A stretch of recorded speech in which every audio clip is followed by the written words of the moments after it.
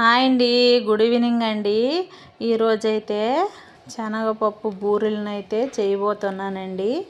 ముందుగా శనగపప్పు 2 గ్లాసులు తీసుకున్నానండి. అంటే అర కేజీ, హాఫ్ కేజీ 2 గ్లాసులు తీసేసుకున్న తర్వాత అందులో వాటరు ఒక 2.5 గ్లాసులు పోసానండి. ముందుగా నానబెట్టేసుకున్నానండి. నానబెట్టిన తర్వాతను దాన్ని అయితే ఉడికించడం అయితే జరిగిందండి. ఉడికించిన తర్వాత అందులో కొంచెం ఉప్పు వేయాలండి. ఉప్పు వేసిన తర్వాతను కొంచెం బాగా ఉడికిపోతుంది కదా.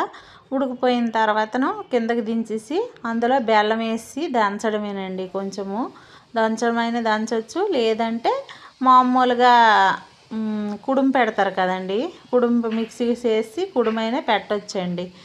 అలాగా కాకుండా నేనైతే దంచినవేనండి ఇవన్నీ. ఈ బూరెలలోనూ దంచి బెల్లం అందులో వేసి దంచేసిన తర్వాత కొంచెం ఉండలు చుట్టేసుకున్నానండి.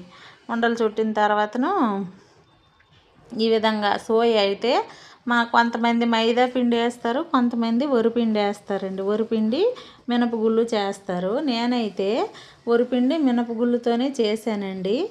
ఈ విధంగా అయితే నేను ఇప్పుడు సోయ తయారు చేసేసుకున్నానండి. సోయ తయారు చేసిన తర్వాత అందులో ఉండలు వేసుకున్నానండి. ఉండలు వేసిన తర్వాతను ఈ విధంగా అయితే బూరెల్ని రెడీ చేసుకున్నానండి. కొంచెం ఎలాచీ పౌడర్ వేయాలండి ఆ సోయలోన. కొంచెం ఎలాచీ, బెల్లము కలపాలండి. ఇగోండి ఈ విధంగా వేసి ఉండలు వేసేయడమేనండి. ఈ విధంగా వేసుకోవడమేనండి. చూడండి ఫ్రెండ్స్,